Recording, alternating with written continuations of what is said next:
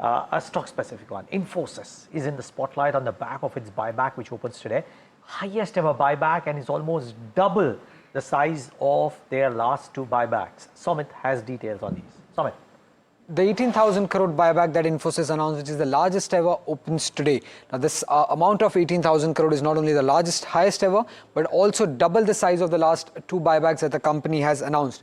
Now, the buyback size is 2.4% of the equity, and they're buying back this equity at around a price of 1,800 rupees. Firstly, what's entitlement ratio? Entitlement ratio is the minimum number of shares that the company has to buy back. And in case of Infosys, the company has given the entitlement ratio of 18 shares for every 100 shares that a shareholder tenders, which means that if you tender around 100 shares for buyback, at least 18 shares is something that Infosys has to buy back from the retail shareholder. Now, what's in it for retail shareholder?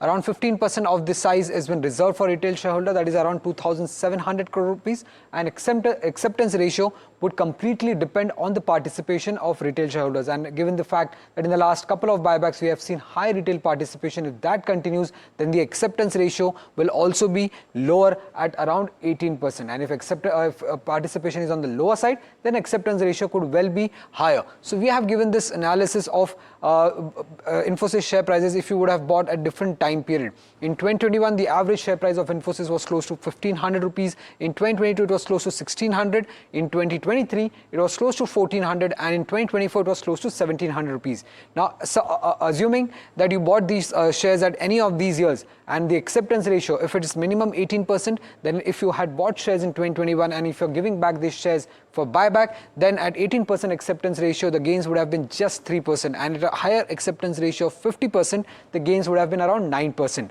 2023 is the year where you could have seen the highest amount of gains. Acceptance ratio of 18% would have yielded a gain of around 5%.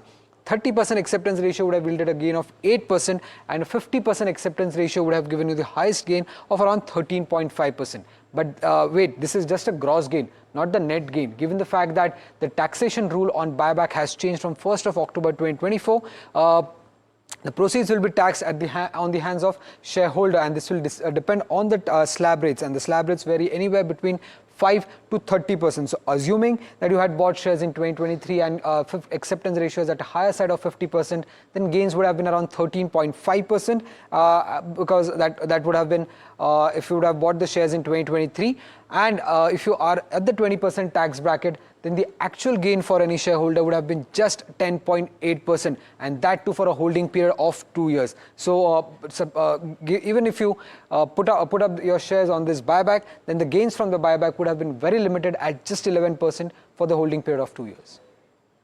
So, Amit, simplify this now. In one word, what is the implication for anybody looking at the buyback right now? Very quickly. If you're looking to make quick buck out of this buyback, then that's not going to happen.